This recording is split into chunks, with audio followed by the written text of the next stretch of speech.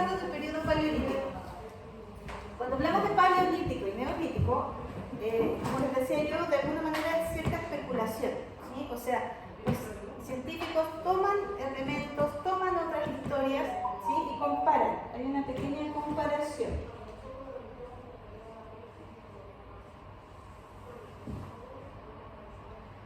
No pueden venir.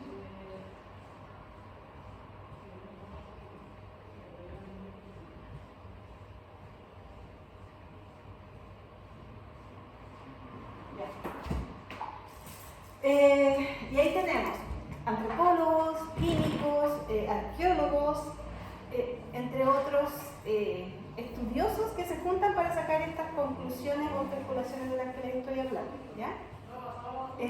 ¿Por qué se llama prehistoria este periodo? ¿Alguien sabe?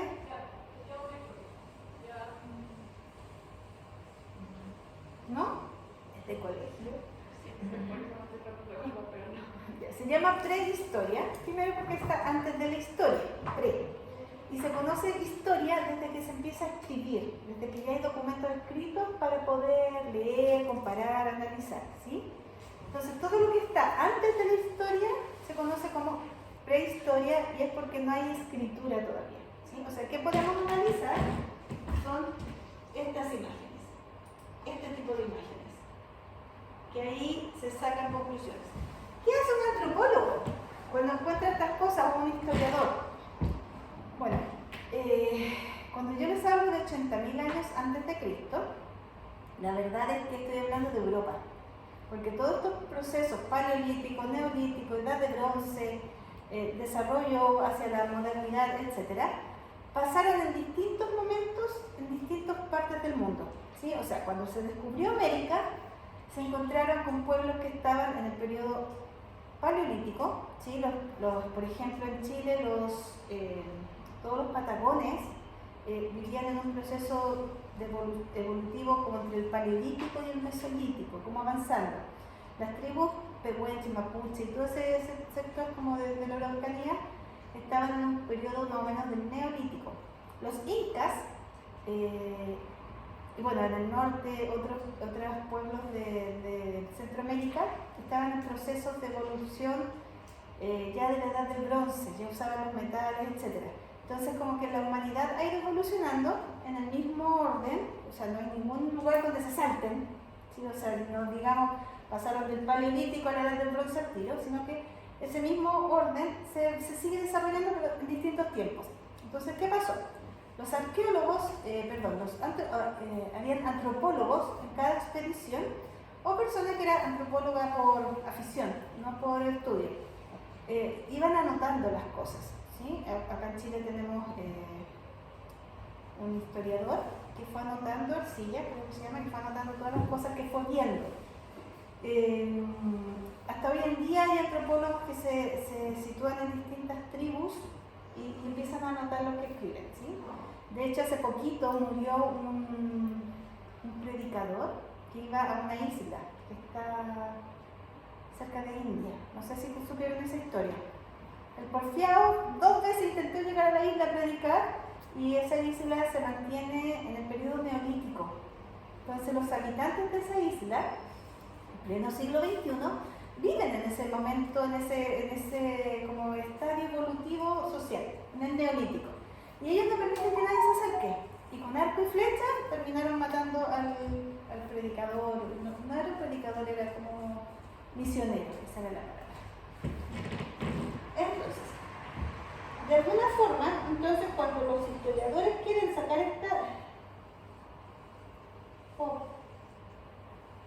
quieren que grite. Bueno, gritaré. No me cuesta mucho, pero así no me va a doler la garganta para toda la clase, para todo el día. Bueno, de esa forma es que se sacan estas historias, estas conclusiones que yo les estoy dando, ¿sí? Entonces, tomamos los restos arqueológicos, tomamos las historias de antropólogos de distintos lados y sacamos conclusiones, ¿sí? Y es lo que yo les estoy contando ahora, las conclusiones que fueron sacando todos estos personajes. Hay que tener un poquitito de cuidado, porque hay textos que a veces ya déjame dar la clase tranquila. conclusión, gracias. Listo, chao. Le voy a grabar la voz para que converse a mis compañeros. Sí, está grabando. ¿Alguien preguntó algo? Así no me van a complicar.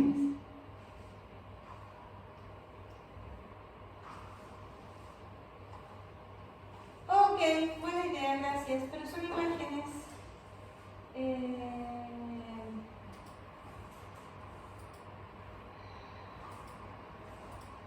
Eso. ¿Se ve ahora? No, no se ve todavía. Ya se va a ver. Espero. Ahí está. Ya. Arriba. Son conclusiones que se van a ir sacando. Y vamos a ir conversando también esas conclusiones cuando las vayamos viendo, ¿ok? Entonces, estamos en el periodo paleolítico, que sabemos que es uno de los primeros estadios evolutivos de la humanidad, que se vive en pequeños clanes, que son nómades, tanto varones como mujeres van haciendo parte de las labores como de recolección en la medida que se va pudiendo, ¿sí? Ahora, si hay un anciano, obviamente va a recolectar, etc. ¿Ya? La idea de este periodo es que se vive para alimentarse. Es prácticamente el objetivo que tienen, no hay otro objetivo. En la medida en que el concepto de alimentación se vaya subsanando o simplificando, ahí es donde la humanidad va a ir evolucionando. Y va a tener más tiempo para ir pensando y poder evolucionar y poder crecer y poder... ¿Sí? O sea, el tiempo de ocio, que a veces hoy en día es tan difícil que se tenga, el tiempo de ocio significa hacer nada, no significa estar con el celular jugando, ¿sí? Eso no es ocio, eso es juego. Pero es súper necesario el tiempo de ocio, porque ese tiempo de ocio que tuvieron en algún minuto estos personajes es el que les va a ayudar a evolucionar y pensar y crear otras cosas nuevas, ¿sí? Bueno, vayamos viendo. El concepto de religión de este periodo es una religión politeísta y animalista, donde, o naturalista también le llaman, donde se le da un sentido religioso a todo lo que está pasando. La lluvia tiene un sentido de religión, un sentido de que algún dios me dio la lluvia, ¿sí? Para poder limpiar, para poder cultivar, para poder beber, etc. Bueno, la cultivación todavía no viene. Si yo cazo un animal, ese animal también fue posible cazarlo por conceptos religiosos, ¿sí? Ya vamos a ver los rituales y cómo se hacía. Si un bebé se enferma, se pide para que se sane. O si una pareja o una mujer no puede tener hijos, también está todo este tema religioso. O sea, todo pasa por algún dios, y ahí es donde van a tener distintos tipos de dioses. Por eso es politeísta, porque son muchos dioses, etc. Ya vimos que había una idea de una concepción de vida después de la muerte, porque los cuerpos eran enterrados de cierta manera. Quien hace de médico, chamán, brujo, también es el administrador de la tribu. En este minuto es una persona la que lleva el control de todo. Lo que pasa a nivel administrativo, lo que pasa a nivel religioso. Es como el padre de familia que da las gracias antes de cenar, una cosa así, ¿ya? No siempre es el padre. A veces hay algunos lugares pequeños, pocos, que también es la madre, la mujer, ¿sí? Donde son más algunas tribus matriarcales y las tribus patriarcales, ¿ya? Cuando se toma un animal, cuando se logra cazar un animal, es que se utiliza todo el animal, ¿sí?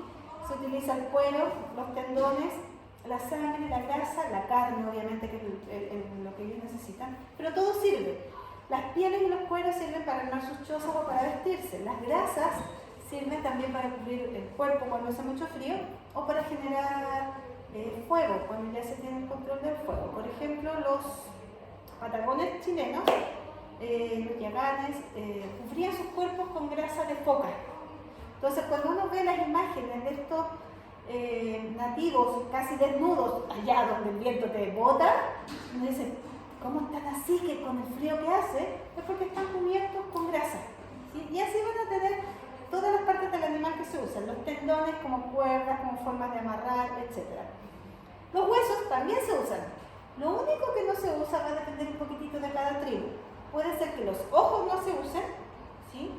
Y hay un ceremonial. A veces el corazón tiene varias visiones, pero hay ciertas partes del cuerpo que no se van a comer. Y eso se hace un pequeño ritual. Se hace un hoyito, se quema, se entierra, se les da la gracia al animal, porque el animal también tiene un espíritu. Y ese espíritu se dejó cazar para que yo pueda comer, ¿sí? Entonces hay todo un tema de respeto. Ahora, con respeto, sin respeto, igual se echaron un montón de especies, pero bueno, ese es otro tema, ¿sí? Con mucho respeto eliminaron a los mamuts, pero con respeto lo hicieron, ¿sí? Con mucho respeto. Y aquí hay un tema que todo pasa por la religión, ¿sí? ¿Por qué ustedes creen que tienen esas imágenes de animales, de cacerías, en los muros? ¿Por qué estampaban esas cosas en las rocas? ¿Para qué? Como para dar un aviso de que por ahí cerca había animales para pasar. ¿Para dejar una huella?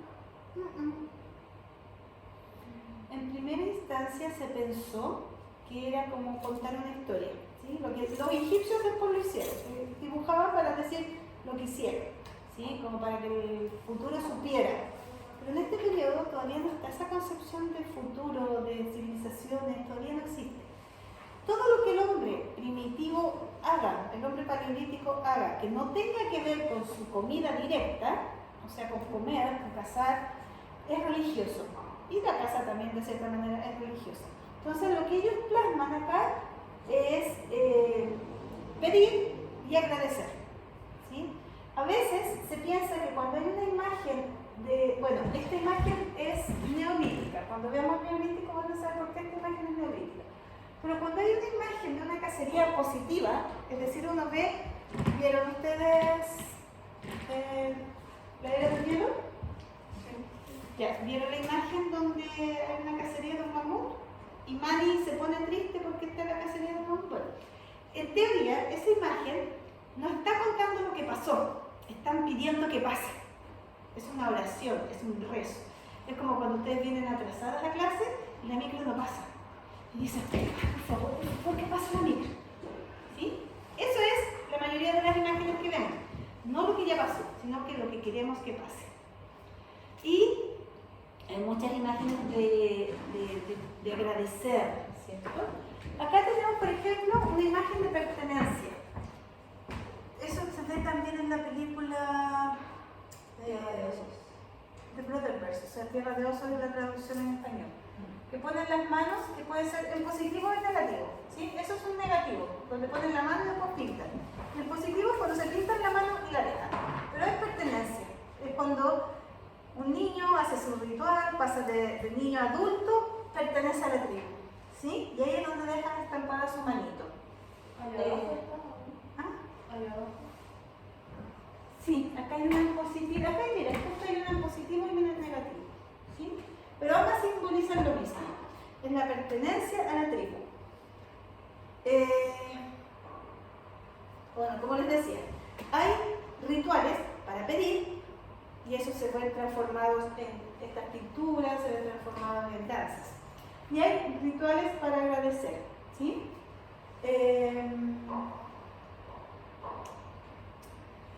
El arte que está ya penúltimo, no estoy tan segura que sea real. Y ya vamos a ver por qué. Porque el arte de este periodo es realista, ¿sí? El proceso de cognición todavía no me permite la abstracción. En el paleolítico es realista. Entonces pareciera que es más difícil dibujar un bisonte, porque se ve un toro bastante bien hecho, ¿cierto? Pero es mucho más fácil para una persona cuya cognición no ha evolucionado hacer algo real, tal cual lo que está viendo, que hacer algo abstracto, ¿sí? Entonces cuando veamos algo que es realista, si no tiene arco y flecha, es paleolítico, ¿sí? La mayoría de las veces. En cambio esto de acá, si se dan cuenta, no es tan realista, como que tiene un poquito de abstracción, ¿cierto? Entonces yo de esa imagen dudo. Del resto, este se ve clarito, ¿sí? La música. Bueno, ya vimos lo que es el arte. Se me olvidó la plástica, o sea, se me olvidó la escultura. La escultura paleolítica, que hay muy poca, pero hay, es como decir que el Dios está aquí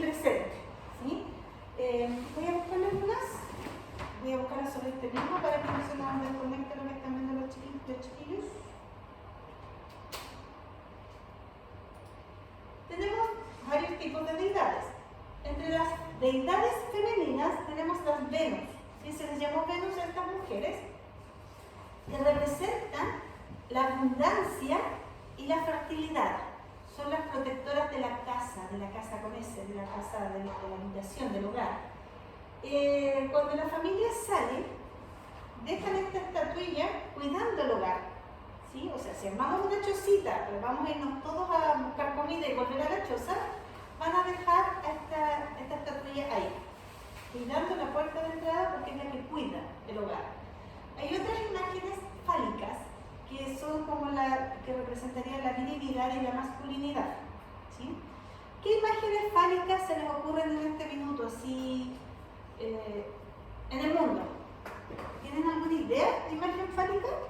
¿Cuántos varones tengo allá en la casa? Oh, son hartos, muchos. ¿No me ninguno? Ahí no los veo. Ahí está, Eduardo. Hola, Eduardo. Eduardo, ¿qué hay dibujado en los baños de los balones de los colegios? ¿Me escucha el Eduardo, no? ¿O le da vergüenza responder? Bueno, en todos los baños de los varones, de los colegios y en otras partes hay símbolos fálicos dibujados, ¿sí? Cuando vemos un obelisco, una torre, ¿cómo se llama la que pusieron hace poquito ya en Alto Balaba? Una torre en pelo, una torre... ¿Cómo se llama? Ayúdenme. ¿Ah? ¿Ninguna de acá? ¡Oh! Son provincianas. ¡Ah, qué pesada! No, olvídenlo. La torre que está en Tobalaba con Providencia. La torre nueva, una grande, un edificio así grande que abajo tiene centro comercial y para arriba oficinas y no sé qué más tiene. Donde se han matado, varias personas se han matado. Costanera Center. El Costanera Center, muchas gracias, es otro símbolo fálico. ¿Sí? Hay mucho concepto de esto del símbolo fálico porque representa también la fertilidad desde el punto de vista masculino y representa la virilidad, la fuerza y la energía de lo que va a representar después el sol. Todavía no, pero después el sol va a ser como también un símbolo de estos de energía masculina. Y de verdad, en todos los baños de los hombres hay. Cosa de que hay en los baños de hombres, bueno, no creo que aquí haya. Espero que hayan madurado un poquitito. Pero por ejemplo, los incas tenían pipas con forma de pene, ¿sí? Y donde están los testículos, yo no encuentro que hasta la descripción me da como... Y donde estaban los testículos era donde ponían la coca o lo que sea que vayan a fumar, ¿sí? Bueno, y así hay muchos a través de todo el mundo. Hay distintos tipos de representaciones masculinas y representaciones femeninas como esta, ¿sí? Que demuestra los pechos con leche, grueso, la fecundidad, la fertilidad, la abundancia. Eso es lo que más o menos representa desde lo femenino. Pero donde hay una estatuilla de algún dios, está el dios presente. Ese es como el sentido más importante que tiene. Música. La música se utiliza básicamente para acompañar las danzas, ¿sí? Se utiliza mucho el sonido gutural, donde ellos mismos están cantando a medida que van bailando. Hay golpes de pierna, hay golpes de palma, se sigue un ritmo, se sigue un ritmo de distintas formas. Se utilizan tambores que en el fondo son o troncos ahuecados que se les golpea encima, o se utilizan las escápulas. ¿Han visto una escápula que tiene como una forma como redondita? Tóquense la escápula, se van a dar cuenta que tiene una formita. Las escápulas de los grandes animales se utilizan para golpearla, ¿sí? Donde se golpea va a dar un tono distinto por la misma forma que tiene la escápula, que no es plana, o sea, la escápula no es tiene una formita como así, ¿okay? También se utilizaban las tráqueas de los animales. Cuando uno sopla una tráquea de un animal, se produce el mismo sonido que el animal emite. Entonces se producen los pajaritos, etc. ¿Vieron Jurassic Park? La primera, la original, la vieja. ahí se supone que tenían una tráquea de un velociraptor. Y al soplarla, se supone que daba el sonido del velociraptor. Oye, ¿de dónde sacaron que las tráqueas las soplaron? ¿Sí? Porque en alguna parte alguien dice, ¿cómo se les ocurrió que iban a soplar las tráqueas sin un hueso muerto? No sé, pues como que... Bueno, en el sur de Chile, los ONAS, cuando tenían sus celebraciones, colgaban las tráqueas desde los árboles. Tráqueas de pajaritos las colgaban desde los árboles y el viento del sur de Chile es fuerte, ¿sí? Entonces el viento al pasar sonaba, hacía sonar la tráquea, no con la misma intensidad de cuando uno la sopla directamente, pero hace un sonido que parecía más como de espectros, de fantasmas, de cosas así, ¿sí? Y ahí tenemos una relación de lo que un antropólogo pudo haber visto con las tráqueas que se pueden haber encontrado en una excavación en Europa, ¿sí? Y ahí se dan más o menos esas ideas. Pero ahí tenemos algunas fórmulas de musicalización. Los troncos abocados, las escápulas, las tráqueas que se utilizaron como instrumentos de viento y el mismo cuerpo, ¿sí? El canto, el sonido. El canto son sonidos culturales, tampoco son palabras concretas, son como han visto rituales, aquí todos lo han visto, el han visto me sirve para tener una idea. Los rituales, por ejemplo, de los navajos, de los nativos americanos, cuando empiezan con y ahí tenemos un sonido cultural que se repite, que es constante y que es permanente, ¿sí? Eso como contexto, así más o menos. Ahora vamos a lo que nos interesa, que es la danza. Las danzas de este periodo, y aquí hay que tener mucho ojo porque uno puede dejarse llevar por la imaginación mucho. Hay un texto que en alguna parte describen, ojo que esto no es real, así que no lo guarden, es solamente un ejemplo. Describen danzas de tipo binario con acento en el pie izquierdo que realizaban las mujeres acompañadas de sus hijos para pedir fertilidad. ¿De dónde sacó toda esta historia, este personaje? Se encontraron unas huellas al norte de España, o al sur de Francia, por ahí. Se encontraron unas huellas de una mujer, del pie izquierdo de la mujer, y 2 pisaditas de niño. Como no encontraron nada más en todo ese sector, el historiador en ese minuto sacó esa historia, ¿sí? Que era un espacio donde se realizaban estas danzas rituales. ¿Ustedes creen que siendo objetivos con esas huellas puedo sacar esa conclusión? No, pues imposible sacar esa conclusión con esas huellitas. Si yo aparte hubiese encontrado otras cosas, hubiese encontrado a lo mejor un cuenco de preparación de ciertos elementos, si hubiese encontrado a lo mejor una de las Venus, si hubiese encontrado a lo mejor otras cosas, podría sacar, ya, ahí se realizaban danzas de tipo ceremonial para la fertilidad.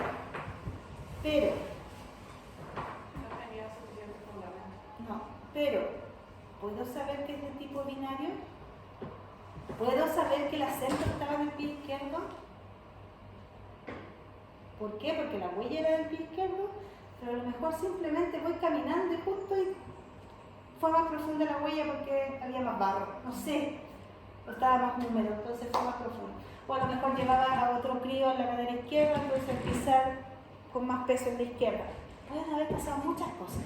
Entonces hay algunos historiadores que se basan en su imaginación y ahí es donde tenemos que tener cuidado, ¿ya? Entonces yo por eso lo que les voy a decir ahora a lo mejor puede parecer poco, pero ya es mucho, porque no estábamos ahí para concretar y decir, sí, realmente pasaba eso. Vamos a hablar en el Paleolítico de 2 tipos de danza religiosa. Una es la danza mímica, ¿sí?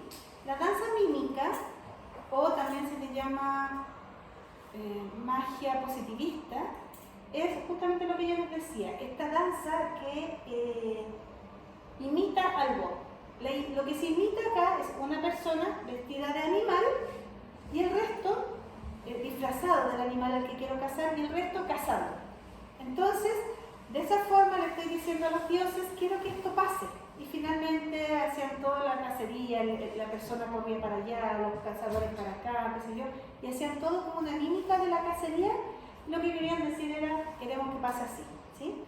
Algunos historiadores creen que estas danzas mímicas terminaban con el sacrificio de la persona disfrazada. Otros creen que es muy difícil que hayan pasado sacrificios humanos en el Paleolítico, o de haberlos habido fueron muy pocos, porque ya la vida era escasa. Entonces imagínense matar a una persona cada vez que se va a casar, o sea, un asesinato por semana prácticamente, es difícil. Además que quienes usaban los vestuarios de animal, por lo general eran los sacerdotes, o los jefes, o los grupos. Entonces más difícil todavía. Pero no quiere decir que nunca haya habido un sacrificio humano. Pueden haber habido, como pueden no haber habido. En este caso, en el Paleolítico, no hay nada concreto que diga sí o hubo. En el Neolítico hay mucho, ¿sí? Mucha referencia y muchas cosas que lo pueden confirmar. Pero en el Paleolítico todavía está la duda de que sí, que no, que podría ser. O sea, yo de verdad lo encuentro difícil en el Paleolítico porque la vida es muy escasa. O sea, una persona en el Paleolítico, si llegaba a los 30 años, era viejo, ¿sí? El tema de las infecciones, de las enfermedades, de la misma violencia, del periodo de que todo se vive en función de la casa, la escasez del alimento. Entonces, como que no sé, me suena difícil, pero no estamos en la cabeza de ello, entonces no sé, ¿ya? Y el otro tipo de danza se llama danza orgiástica. El concepto de orgiástico no viene del concepto de orgía que tenemos hoy en día, que es la cosa sexual. El concepto de orgiástico tiene que ver con la masa de la comunidad, ¿sí? De esta comunidad entera que se mueve y que llega a un éxtasis a través del movimiento siguiendo estos ritmos como permanentes, ¿sí? Ese es el concepto de orgiástico. Hoy en día tenemos danzas orgiásticas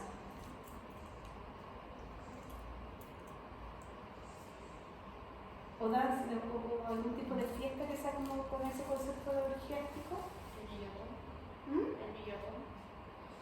No es tan orgiástico, porque ahí la que baila es la machi. No todos bailan, o si bailan es poquito, pero no llegan a perder la conciencia bailando. Solo la macho. Solo la machi, ¿sí?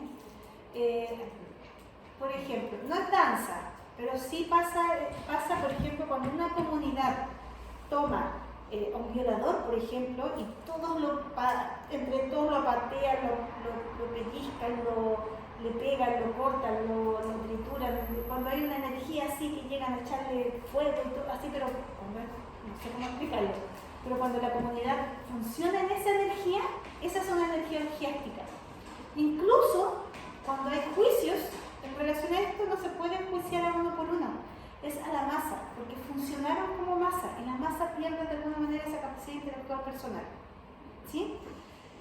Eso es más o menos a nivel de energía, a nivel de lo que se crea. Dígame. Entonces se podría llamar orgístico, por ejemplo, a las marchas cuando se van, por ejemplo, hacia los carabineros, que todos funcionan con esa energía que...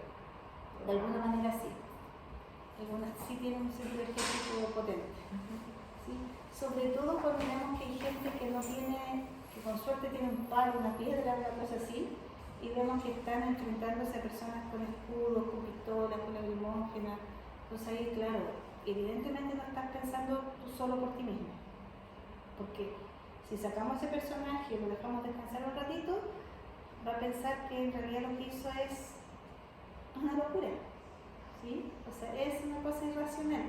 Pero es por lo mismo, porque se pierde esa energía. Pero si lo vemos desde el punto de vista de la danza, ¿han visto una fiesta tecno?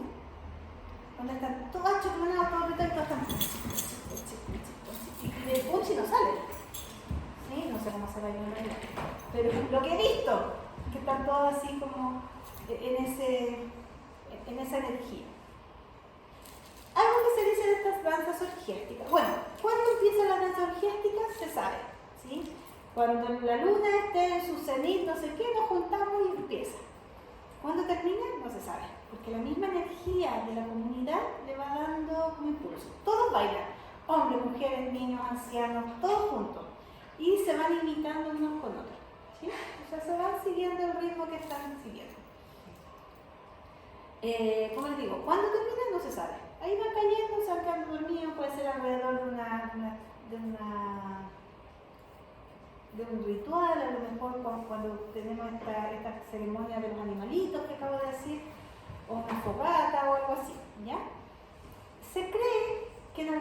casos se usaron alucinógenos. ¿Sí? Se cree que, y aquí todos los se cree pueden ser posibles porque la cantidad de comunidades que pueden haber son muchas. Entonces, había comunidades que no usaban alucinógenos porque llegaban al éxtasis con sus propios movimientos. ¿Sí? Había comunidades que usaban alucinógenos solamente los que gobernaban, los que llevaban el tema como para conectarse con los dioses. Y a lo mejor había otras comunidades donde todo alucinaba. ¿Sí? Pero el solo hecho de bailar por horas, sabemos que va a liberar ciertas endorfinas, oxitocinas y un montón de hormonas naturales que tenemos. Y va a llevar al cerebro a este estado de éxtasis y frenesí. Ustedes están recién en primer año, pero ustedes cuando empiezan a bailar de verdad, porque esto no es bailar de verdad, se van a hacer adictas a esas hormonas a nivel cerebral. Y cuando dejen de bailar, se van a sentir mal. No es un mal enfermo, es un mal como sin ganas, con lata, van a extrañar el dolor del cuerpo, porque es una cosa que esas hormonas a nivel del cerebro provocan cosas. ¿Sí? Y de verdad, o sea, yo no sé cómo lo hacen ustedes, o sea, en la universidad que tienen 4 meses de vacaciones es mucho, para mi gusto. Yo donde estudié tenía un mes de vacaciones, que era febrero, y yo al principio decía, ay, qué poco, pero después resulta que un mes se me hacía mucho. Yo a mitad de febrero loca haciéndome una barra en la casa, estirándome, haciendo ejercicio, porque de verdad que el cuerpo lo pide y el cuerpo lo necesita. Yo en el tiempo de pandemia yo creo que he hecho menos cosas en mi casa, estando en la misma casa, que las cosas que voy a llegar haciendo ahora después que uno ya se movió, aunque llegue cansado, pero uno llega con ganas. ¿Sí? Y eso, si lo traspoláramos a un sentido religioso, a un sentido ceremonial, evidentemente la gente llega con a estos estados de frenesí, de éxtasis, etc. ¿Sí? Eso más o menos es lo que provocaba la danza orgiástica. Algo más les iba a decir, se me fue. Bueno, por ejemplo, hay danzas afro-brasileñas que cuando llegan a este estado de frenesí y de éxtasis, llegan a realizar ciertos movimientos que si fuéramos por la vida nos lesionamos. ¿Sí? O sea, hay bailarinas que bailan con los pies completamente dados vuelta hacia arriba, que ellas dicen que entra en ellas cierto dios, ¿sí? O que bailan con los cuerpos torcidos, que bailan, y una vez que salen del trance, se paran y salen caminando. ¿Sí? O sea, es porque los niveles de ciertas drogas a nivel del cuerpo que se secretan de manera natural están ahí, están súper activas, están vivas. ¿Ya? ¿Qué más les puedo decir? Bueno, eso más o menos con lo que son las danzas orgiásticas, las danzas mímicas. Todo lo que pasa en el Paleolítico, todo lo que es arte, pintura, escultura, música, danza, tiene este concepto religioso. ¿Sí? Ellos piden, rezan, se mueven, todo tiene que ver, todo, la lluvia, el sol, el fuego, todo religioso. ¿Sí? Vamos a pasar al siguiente periodo, que es el Neolítico. ¿Has encontrado el Neolítico? No, pero bueno.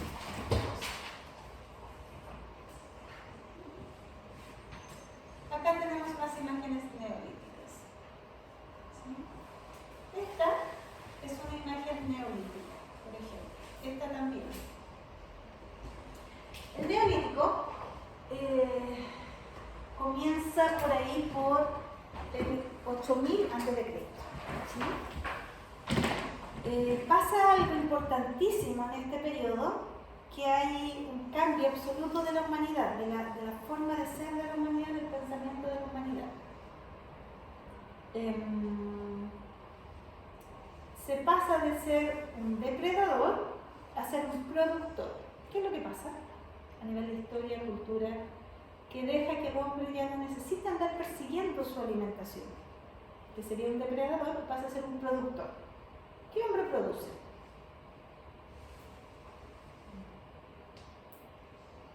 Ya, pues ustedes son las provincianas. Con cariño, chiquillas, con cariño. Va a pasar algo en la forma de vida del hombre, que va a hacer el cambio desde el paleolítico al neolítico. Descubre algo que lo hace cambiar de ser un depredador a ser un productor. La agricultura. La agricultura.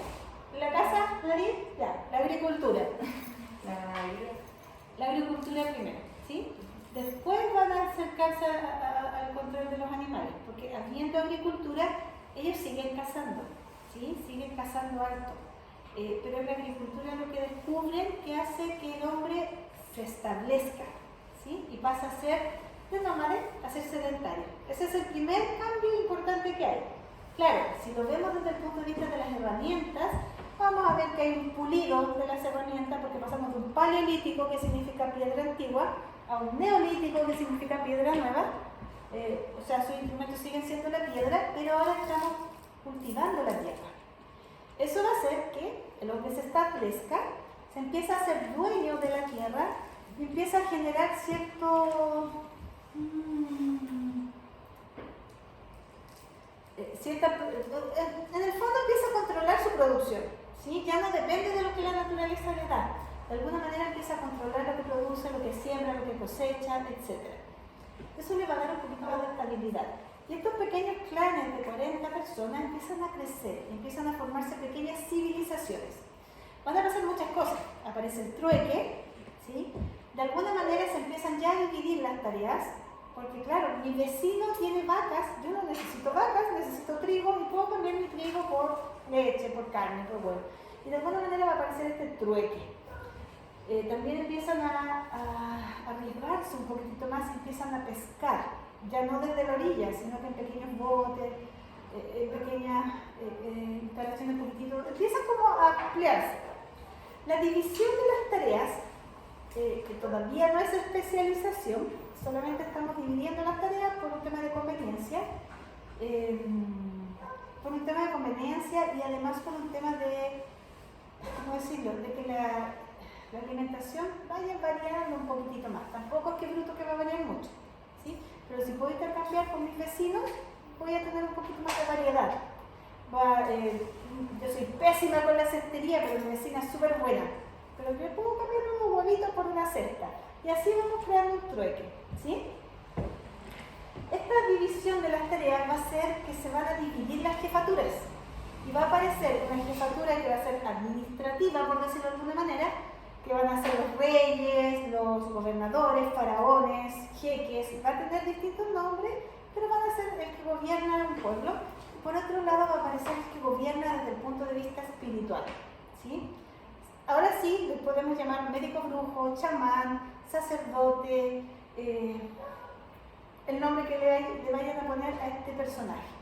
Y este personaje para nosotros va a ser súper importante, porque los sacerdotes van a ser los primeros coreógrafos de la historia, ¿sí? Ya vimos que las comunidades empiezan a crecer y aquí aparece el concepto de cultura, porque ya somos más, entonces tenemos que tener normas. Y esas normas, evidentemente, como estamos en la prehistoria, son de tradición oral, pero aparte de estas normas, vamos a empezar a tener tradiciones, a lo mejor va a destacar un dios por ahí, que va a ser el dios protector de esta aldea, y así se van a ir dando, va a ir creciendo este concepto cultural. El idioma es súper importante, ¿sí? Porque ya empieza a elaborarse en distintos idiomas según el sector donde estemos, etc. Va a aparecer este concepto de cultura. Aparece un instrumento bastante importante que es el arco y la flecha, ¿sí? El arco y la flecha es una herramienta que aparece en el Neolítico y que va a durar hasta el día de hoy en realidad, pero hoy día no lo usamos de manera práctica, hasta el invento de la pólvora. Pero aún así va a trascender el invento de la pólvora, porque no todos tienen acceso a la pólvora. Pero sí todos podían tener acceso al arco y la flecha, para cazar, para las guerras, para todo, ¿sí? Y es un instrumento que también podemos verlo prácticamente a nivel global. O sea, no hay lugar del mundo donde no se haya desarrollado algún tipo de arco y flecha. Incluso en América, que está separada de Europa, de Asia y de todo lo que se quiera. Porque claro, uno puede decir, bueno, entre Asia y Europa se conectan, África se conecta, entonces las ideas llegan, se cruzan. Bueno, en América también hubo arco y flecha, ¿ya? ¿Qué más les puedo decir de esto? Como a nivel general del neolítico. Bueno, ya aquí empiezan a sentarse las primeras grandes comunidades, ¿sí? O sea, lo que va a ser después Egipto, Grecia, los sumerios, los persas, etc., se empiezan como a presentar, y por lo general siempre hay un río o una orilla de mar cerca, ¿sí? Es como lo que tienen de... ¿Quién quiere comentar?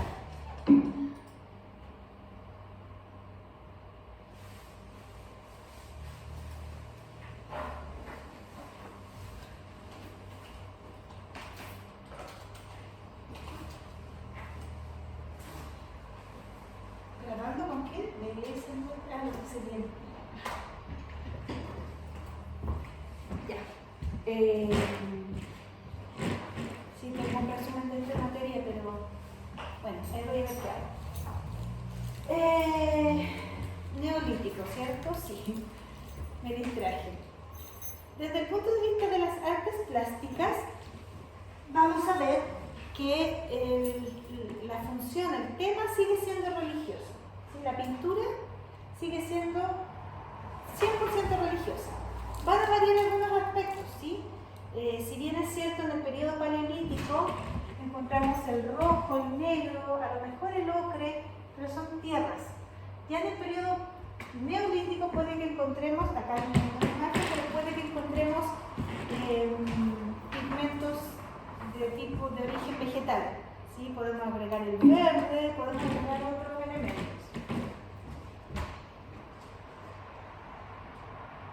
Creo que se refiere, profe, si es que en la plataforma virtual usted va a dejar algún PPT con materia, cosas así.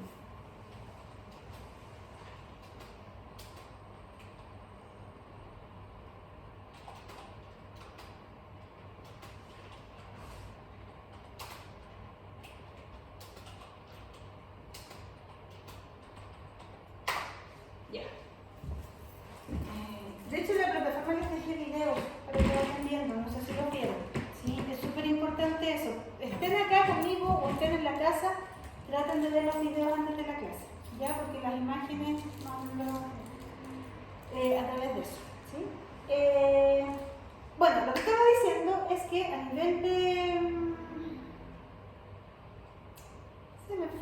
de pintura, pigmentos van a evolucionar algunos y aparece el concepto de abstracto. Aquí podemos ver ya que el cerebro de estas personas ya evoluciona de alguna manera, porque ya no necesitan dibujar exactamente lo que ven, pueden crear de alguna manera imágenes que suponen o simbolizan algo, ¿sí? O sea, por ejemplo, este cuerpo no es un cuerpo humano, pero se ve como un cuerpo humano. Eso es abstracto, ¿sí? Acá hay unas imágenes que no están acá, pero hay una imagen que tiene simplemente como una pelotita y una media luna. Eso es un toro, ¿sí? Y un toro abstracto. A ver, ¿qué más podemos ver acá? Déjame ver si encuentro otra imagen más abstracta.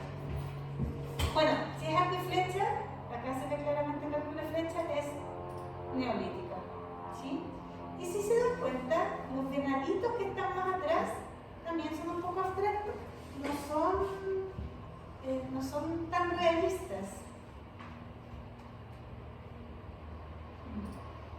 Esta es una de las imágenes que se encontraron en Fontainebleau, y acá algunos cuerpos dan la idea de movimiento, ¿sí?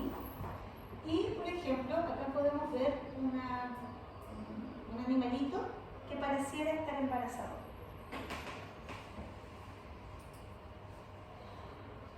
Hay una roca abstracta, con muchos elementos abstractos, que pareciera que tuviera sirenas,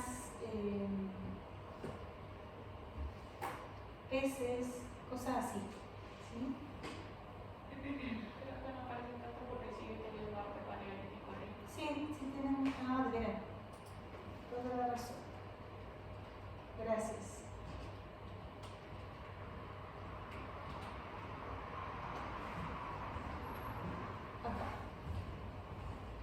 se dan cuenta, esto por ejemplo es abstracto total. ¿Sí? Entonces ya encontramos ciertas formas evolutivas que muestra que esta imagen que están acá, vamos a ver qué les digo yo. Esto parece una ronda. ¿Sí? Podría parecer una ronda orgiástica, una cosa así. Pero bueno, eso sería como a grandes rasgos la evolución que va a tener la pintura. Sigue teniendo el sentido religioso, sigue siendo para pedir o para agradecer, sobre todo para pedir, ¿sí? Sobre todo para decir quiero que pase esto, es una oración tal cual. En la escultura, gran porcentaje de esta escultura va a ser religiosa, ¿sí? Con esta misma idea de que el Dios que está aquí está presente. La escultura que tengo aquí al lado es parte del Dios que está aquí conmigo, me cuida la casa o lo que sea. Pero va a aparecer ya otro porcentaje de escultura que va a perder el sentido mágico religioso, un poquito, un 20%, un 30%, que tiene que ver con el mando, ¿sí? Han visto, por ejemplo, los báculos de mando que se ven a veces en las películas, incluso báculos pobres de mando, como son los religiosos que aparecen con el palito que camina. Ya. Ese báculo de mando va a ser decorado con incrustaciones, tallado con piedras, con metales, de alguna manera se va a decorar. Y eso también es una forma de escultura, ¿sí? Sobre todo lo que son tallados, etc. Cuando hay coronas, cuando hay, por ejemplo, en Egipto, esta serpiente, cuando tenemos báculos pequeños en Egipto, también se tiene que ver con este tipo de escultura que no es religiosa, que está marcando esta cosa como del mando, ¿sí? ¿Qué otra cosa más tenemos? En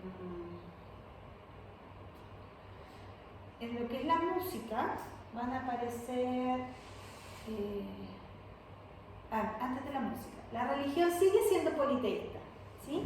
Sigo teniendo varios dioses, pero ahora además voy a tener un tótem.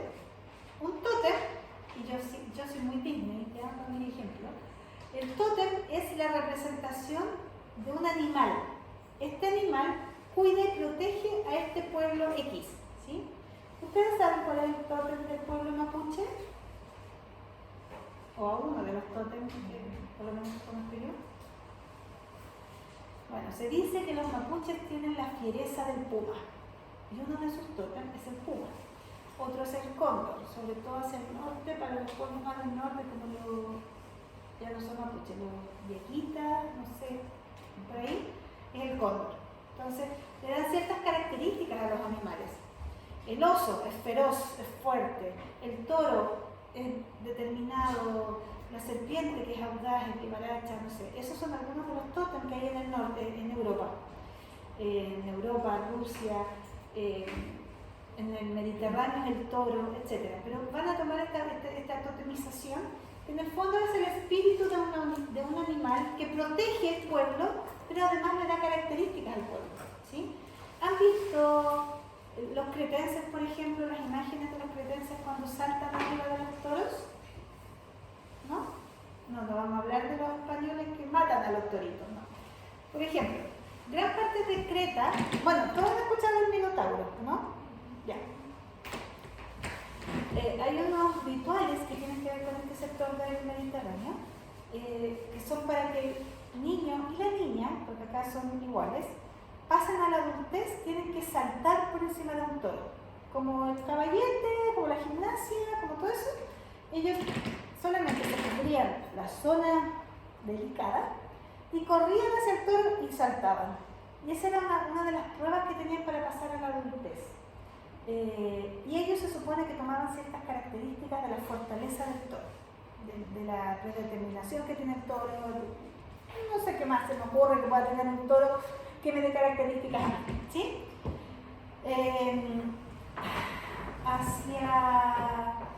Como los persas, como para ese lado del Medio Oriente, son las serpientes. De hecho, con flautines como que las controlan, las embrujan, etc. Y así cada pueblo va a tener los rusos los osos, ¿sí? Y así cada pueblo va a tener como su propio animal protector y van a tomar de cierta manera esa característica. Y eso también es un dios, ¿sí? Como que toman esa totemización como un dios, ¿ya? Ahora sí, la música. En la música ya vamos a ver una evolución. Aparecen instrumentos de viento hechos con caña, aparecen tambores de cuero, con cuero tensado, y aparecen instrumentos de cuerdas que son tendones tensados, ¿sí? Y ahí ya vamos a ver una pequeña evolución. En cuanto a la danza, vamos a ver que los sacerdotes se van a hacer cargo de esta danza, de la creación, gran parte de la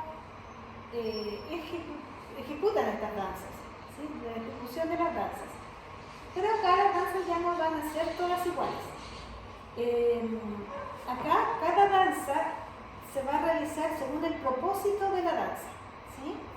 Y ahí ya van a aparecer, por ejemplo, estos conceptos como lunares o solares.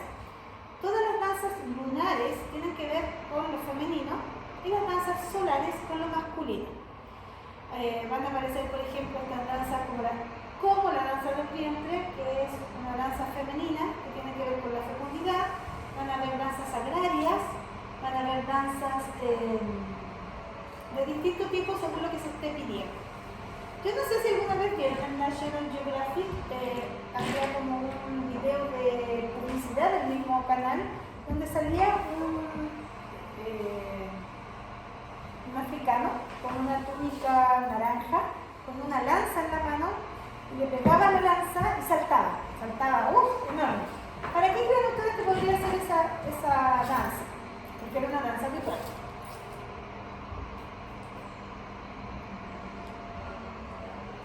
La verdad es que yo la primera vez que lo vi, dije, debe ser una danza guerrera, porque tenía la lanza y saltaba. Entonces el salto a mí me demostraba potencia, ¿sí? Entonces dije, debe ser algún tipo de danza guerrera, como para entrar el calor, no sé, se me ocurrió algo así. Y después, cuando supe, dije, nada que ver, era una danza agraria, ¿sí? Ellos sembraban, hacían todo lo que tenían que hacer, limpiar la tierra, sembrar, y al terminar de sembrar se paraban alrededor de la siembra y saltaban. ¿Para qué? Para demostrarle a la semilla que ese era el camino que tenía que seguir, para arriba. Entonces hay distintas danzas, tiene su lógica. Después que me lo explican tiene su lógica, porque no se puede coger ni por si acaso. Claro, un poquito más, no, pero es súper claro. Para arriba hay que crecer, ¿sí? Como la danza de la lluvia, por ejemplo, en distintas partes, pero siempre tiene como acompañamiento un tipo de tambor. Por ejemplo, estos tambores que se giran y la pelotita le pega por los dos lados de la lluvia, o los tambores que imitan el ruido de la lluvia. Y los movimientos, los bailarines que hacen la danza de la lluvia también tienen cosas que hacen sonido, entonces cuando se mueven, se sacuden y tienen que sonar similar a como va a sonar después la lluvia. Y así, van a haber danzas para distintas cosas y cada danza tiene una forma distinta en relación a lo que está pidiendo, ¿sí? Y así vamos a ver como, por ejemplo, las danzas de fertilidad de la Polinesia tienen que ver con movimientos de cadera, las danzas árabes que tienen que ver con la fertilidad también tienen movimientos de vientre. Y vamos a ver que hay cierta similitud por una cosa lógica, porque es ahí donde nacen las criaturas, es ahí donde está el movimiento. En Brasil los esclavos llegaron con una danza que se llamaba umbligada. La umbligada era frotar los ombligos de la pareja. Después no sé qué pasaba después de frotar los ombligos, pero bueno, eso queda la imaginación de cada. Eso es cuando en la película ustedes lo pasan a la chimenea, ¿sí? Pero cada danza va a tener algo especial. ¿Quiénes ejecutan esta danza? Primero el sacerdote, que es el que las crea. Y en ocasiones el sacerdote selecciona un grupo de personas para que ejecuten las danzas por él. Y ahí vamos a tener el primer coreógrafo y el primer elenco de danza, ¿ya? Donde estas danzas ahora se llaman litúrgicas. Litúrgica, ¿por qué? Porque tienen un orden, ¿sí?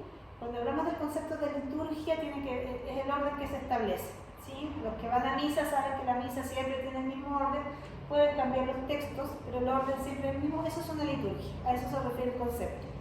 Entonces, estas danzas litúrgicas es porque ya están estructuradas, coreografiadas y se realizan según el sentido que se les está dando. ¿Sí? O sea, si yo realizo una mala danza de la fertilidad, por ejemplo, en un matrimonio, se podía pensar que ese matrimonio iba a ser infértil por culpa de la bailarina que lo hizo mal. Es así la concepción, ¿ya? O hay danzas guerreras, hay danzas para todo. Pero obviamente son distintas. No puede ser con el mismo movimiento una danza guerrera de lo que va a ser una danza de la fertilidad o una danza del aire. Y ahí ya van a haber distintas formas, distintos movimientos, distintas estructuras. Estas danzas las podemos ver, por ejemplo, con las danzas afrocubanas o afro-brasileñas mejor, donde a cada dios se le baila de una manera distinta. Yemanjá, las diosas de las aguas, tiene un movimiento ondulante, ¿sí? Shogun, que es la danza guerrera, o Gun, Shogun, ya no me acuerdo, tiene que ver con cosas cortantes, ¿sí? Donde se corta, ¿sí? Y así cada danza va a tener una forma distinta en función de lo que se está pidiendo, ¿sí? Bueno, aparte de estas danzas litúrgicas, están las danzas mímicas, ¿sí? Y las danzas mímicas, estoy viendo que se me está yendo la hora, corresponden a se me fue. De imitar. Sí, perdón, gracias. Las danzas totémicas, ¿sí? La danza orgiástica de alguna forma va a evolucionar en una danza litúrgica y las danzas mímicas van a evolucionar en una danza totémica. Gracias por el... ¿Qué es una danza totémica? Es una danza que sigue los movimientos de tu tótem, del tótem de tu pueblo, ¿sí? En Europa cada pueblo tenía su propio tótem, uno o dos, pero que era para todo el pueblo. Lo que vimos en Brother Birds era que cada persona tenía su propio tótem, ¿se acuerdan? ¿Las que lo vieron? Entonces ahí se puede ver claramente como por ejemplo la persona que tenía el tótem de pajarito se movía como un pajarito, etc. Entonces acá estas danzas totémicas, gracias, siguen el movimiento del animal al cual lo están bailando, ¿sí? Hay referencias incluso bíblicas de estas danzas totémicas. Por ejemplo, cuando Moisés cruza el Mar Rojo, cuando escapa de los egipcios y fue a buscar las tablas de los mandamientos, vuelve, encontró al pueblo bailando una danza totémica a un toro de oro que habían hecho. Y ahí es donde rompe las tablas, que traía 12 mandamientos se supone, y volvió después con 10. O sea, tenemos 2 mandamientos menos gracias a la danza totémica de Miriam con su pueblo. Eso es lo que aparece en la Biblia, ¿sí? Eso es lo que dice. O sea, hay referencias de este tipo de danza en distintas formas, ¿sí? Ahora, claro, este relato no es neolítico, es de la edad de bronce, pero es un ejemplo, ¿sí? Eso, neolítico y paleolítico, ¿alguna duda? ¿No? Ya, chicos, y para los que están en la casa también, para 2 semanas más, no sé cómo lo voy a hacer porque voy a poner a la mitad de la gente,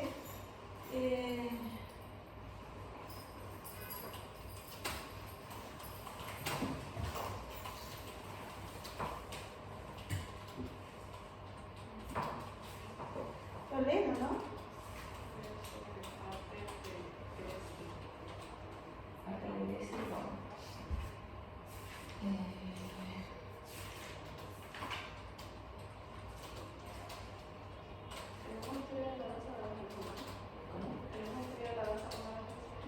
Sí, sí.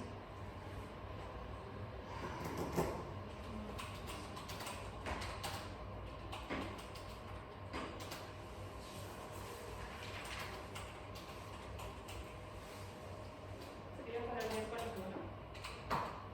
Sí. Hay una semana que tenemos, me pongo un tilde. Hay una semana que tenemos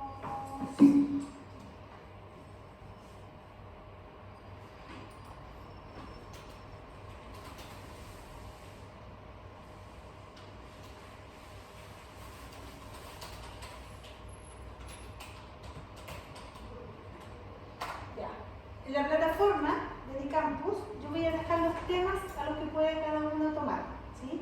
La idea es que se exponga sobre arte, literatura, deporte, música, mitología, me falta uno, pero no me acuerdo cuál es, arquitectura de Grecia o Roma. ¿Sí? Como son más de 12, es posible que les sumen otros pueblos, como los etruscos o los egipcios. ¿Sí? Cada uno toma un tema y lo vamos a exponer. Yo para esto he dejado una semana, pero como los tengo por separado, yo puedo completar la materia y la semana 3 y 4 hago mitad de la 3, mitad de la 4, mitad de la 3, mitad de la 4. ¿Les parece? Para que puedan exponer acá. Entonces, los primeros que les toque, que sería la semana 3, o sea, ustedes exponen acá y a la semana siguiente les va a tocar al otro grupo.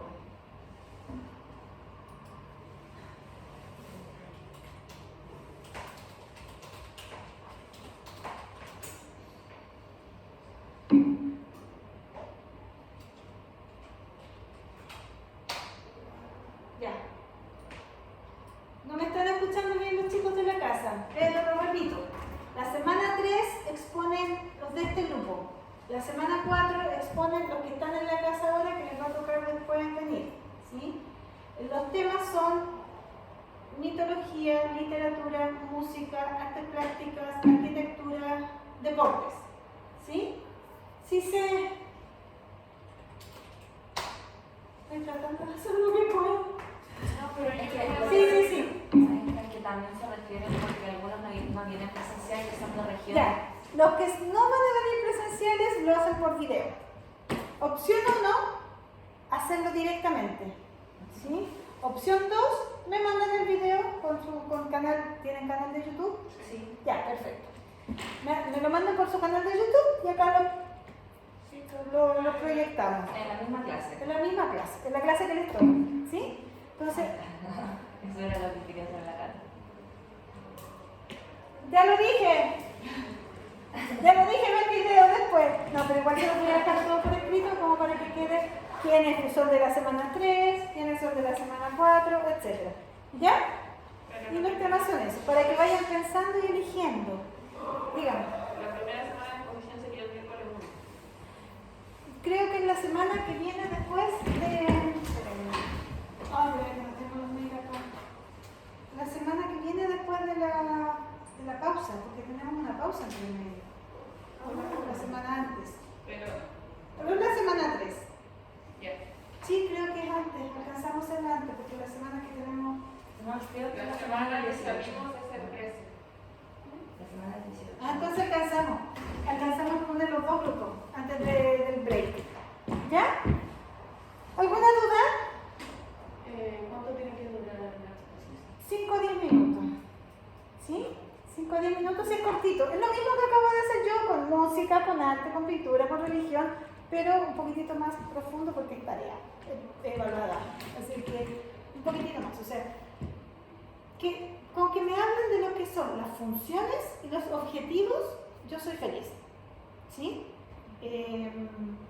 Algunas descripciones, pero por ejemplo, si van a hablar de arquitectura romana, no me van a poner a hablar de los 50 tipos de granito, mezcla, no, ¿para qué? Pero sí una cosa, el objetivo que tenía, la función, lo práctico, etc.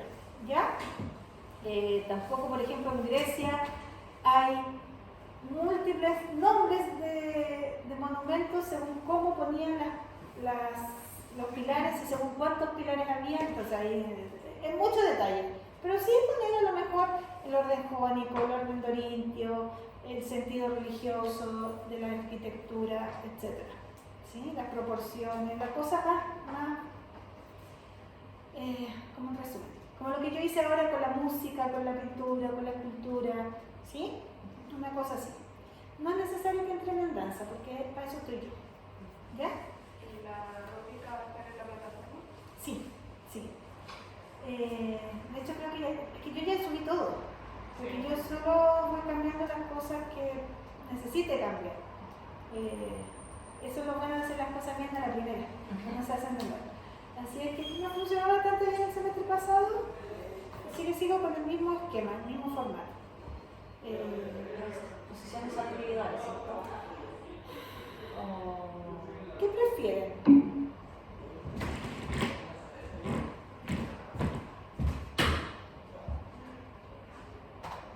¿Qué prefieren? ¿Exposición individual o de dúos? Dejémoslo en dúos. ¿Ya?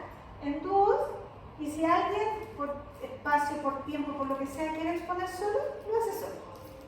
¿Ya? Ya, voy a pasar a la asistencia de técnica.